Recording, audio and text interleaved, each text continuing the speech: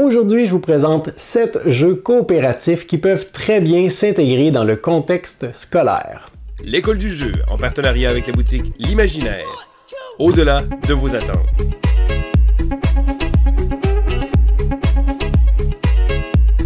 Hey, salut la gang, c'est JP pour l'école du jeu et aujourd'hui je vous propose un segment What's in the Box un peu spécial. Normalement dans ce type de vidéo, je vous présente les jeux que j'ai reçus récemment.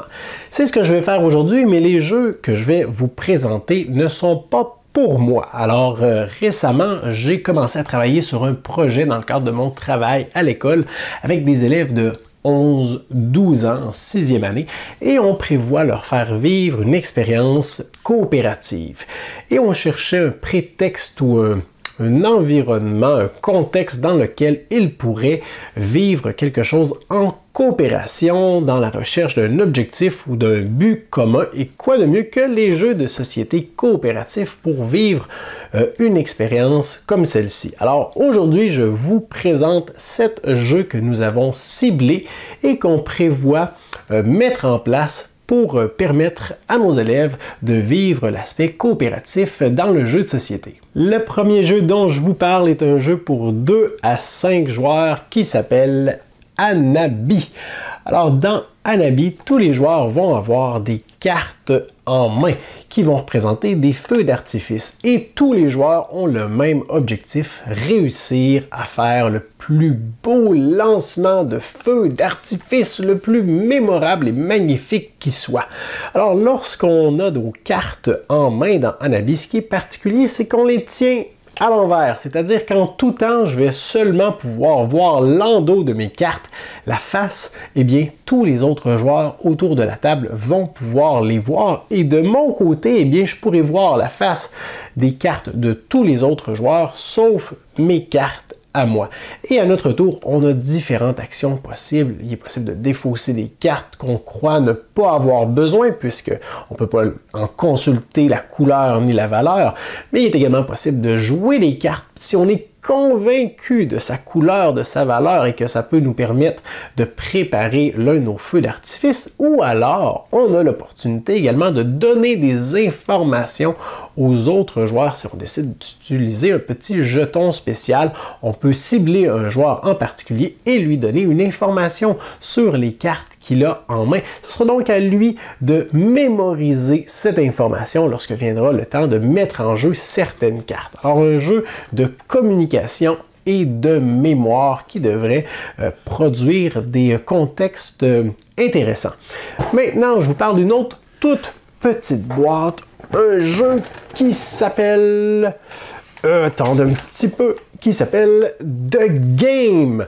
Alors, The Game est un jeu pour 1 à 5 joueurs. Encore une fois, et comme tous les autres jeux que je vais vous présenter aujourd'hui, un jeu coopératif.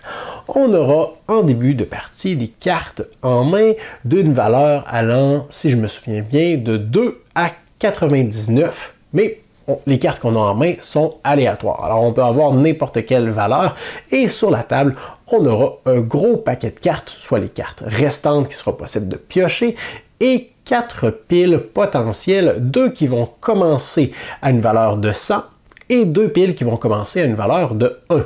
Et à notre tour, on doit obligatoirement jouer un minimum de 2 cartes dans l'une de ces piles. Les cartes qui commencent avec une valeur de 100 vont être décroissantes, alors je vais devoir diminuer la valeur à chaque fois que je vais jouer des cartes. Et les piles qui commencent avec la valeur 1 vont être croissantes, on va devoir augmenter les cartes.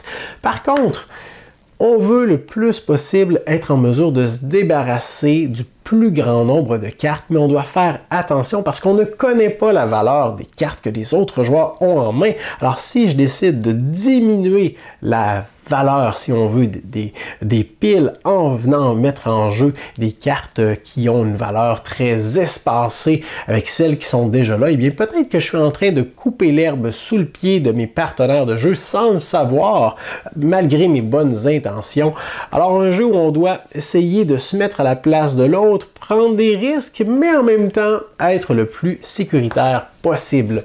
Le prochain jeu dont je vous parle est L'Île Interdite, un jeu pour 2 à 4 joueurs, un jeu où on devra récupérer les reliques anciennes d'une île qui est en train de sombrer dans l'océan et repartir le plus vite possible une fois que notre mission sera accomplie en hélicoptère pour éviter de nous faire avaler par les flots. Alors dans ce jeu, on aura de l'exploration, on devra se déplacer d'une tuile à l'autre, mais attention parce que le niveau de l'eau augmente, ce qui va rendre certaines tuiles inaccessibles à certains moments durant la partie et on devra essayer de retrouver les reliques, les artefacts anciens sur cette île. On devra idéalement communiquer les uns avec les autres pour s'envoyer dans différentes directions, se répartir les tâches et les actions, essayer de s'encourager, de se soutenir, de faire du travail à relais également, tout ça dans l'atteinte du même objectif, c'est-à-dire de récupérer les artefacts et de revenir le plus rapidement possible à l'hélicoptère.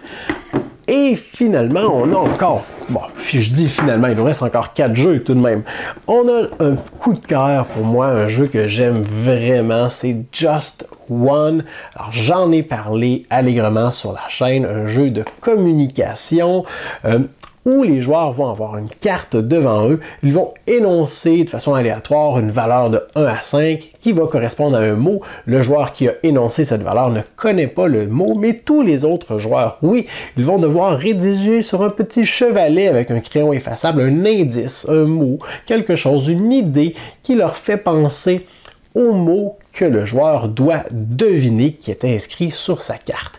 Et lorsque tous les joueurs ont inscrit leur indice sans se consulter, ils vont se montrer entre eux. Et moi, si je suis le joueur actif, je ne peux pas regarder tout de suite. Ils vont se montrer entre eux les indices. Si plusieurs joueurs ont inscrit le même indice, eh bien, on retire ces indices et les indices restants peuvent être dévoilés au joueur actif qui va devoir les consulter, essayer de réfléchir, de se mettre dans la tête des joueurs qui ont inscrit ces indices et deviner exactement le mot qui se trouve sur sa carte. Alors un jeu de communication où on doit essayer de plonger dans la peau, dans la tête de l'autre pour lui communiquer une information ou du moins un mot bien précis. Continuons avec Résistance. Résistance est un jeu pour 5 à 10 joueurs, un jeu de groupe où en début de partie, les joueurs vont recevoir un rôle secret. Soit ils seront des agents, soit ils seront des traîtres. Et ce qu'ils devront faire, eh bien, c'est de réaliser 3 missions réussies. Si les agents réussissent 3 missions réussies, eh bien, ils remportent la partie, alors que les traîtres veulent faire échouer ces missions. Mais attention, parce qu'on ne sait pas en début de partie qui est un agent, qui est un traître. On devra essayer de communiquer, essayer de se défendre le mieux possible dans une joute verbale pour essayer de se laver de tout soupçon, peu importe notre rôle, parce que une fois que les rôles auront été attribués, on devra composer une équipe. On devra choisir des joueurs autour de la table qui vont partir en mission et une fois qu'on se sera mis d'accord, chacun des joueurs qui va participer à cette mission devra décider est-ce que je désire que ce soit une réussite ou un échec. Évidemment, les traîtres veulent que les missions échouent, mais s'ils vendent la mèche un peu trop tôt, parce que une fois que la mission va être dévoilée, on va savoir si c'est une réussite ou un échec, et si on sait qu'il y a un échec, eh bien, on a une information à savoir qu'il y a un traître dans l'équipe qu'on vient d'envoyer. Alors les traîtres ne veulent pas être démasqués trop vite, ils veulent être lavés de tout soupçon et ils veulent en même temps nuire aux agents. Alors un jeu qui me semble bien intéressant pour des jeunes de cet âge. Je continue avec Masterword, un autre jeu d'association et de mots. Alors ici on va avoir un joueur qui va être un peu comme le Masterword, le maître du jeu, et celui-ci va piocher une carte sur laquelle il y aura une catégorie et un mot beaucoup plus précis. La catégorie est plus générale.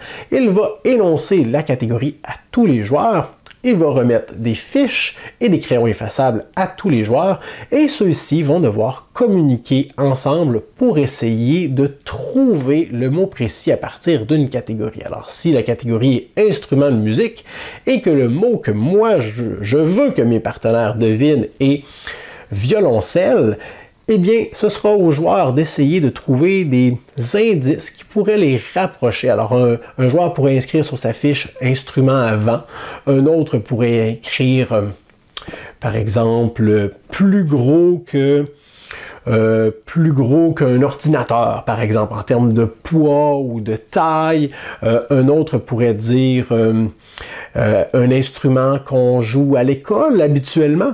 Alors, une fois que tous les joueurs auront inscrit leur catégorie, leurs indices, le maître du jeu va consulter ceci et va indiquer le nombre de catégories ou d'indices qui correspondent aux mots qu'ils essaient de deviner, mais sans préciser quel indice est bon et quel ne l'est pas. Alors, si 3 indices ont été énoncés, mais que seulement 2 s'appliquent à violoncelle, eh bien, je vais leur indiquer que 2 de leurs indices sont bons.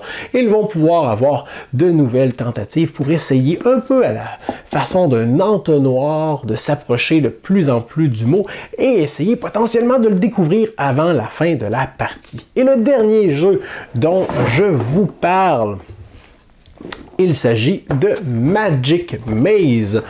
Un jeu pour 1 à 8 joueurs, si je ne me trompe pas. Oui, c'est bien ça, 1 à 8 joueurs. Un jeu complètement chaotique en temps réel, où on doit essayer de deviner ce que les autres veulent faire parce qu'on n'a pas le droit de parler. C'est un jeu qui va se jouer majoritairement en silence. Les seuls bruits que vous allez entendre seront des grincements de dents et des grognements de frustration parce que on a peut-être en tête une action, un geste ou quoi que ce soit, un déplacement qu'on voudrait faire, mais on ne peut pas le communiquer aux joueurs avec des mots. On doit trouver d'autres façons de communiquer ensemble. Les joueurs ici vont devoir organiser un cambriolage dans un centre d'achat, dans un magasin, vont représenter toutes sortes d'aventuriers qui doivent aller s'équiper dans le magasin et vont devoir se déplacer, gérer différents événements, mais puisqu'ils ne veulent pas attirer l'attention des gardes et déclencher les systèmes d'alarme, eh bien, ils ne peuvent pas communiquer en utilisant des mots.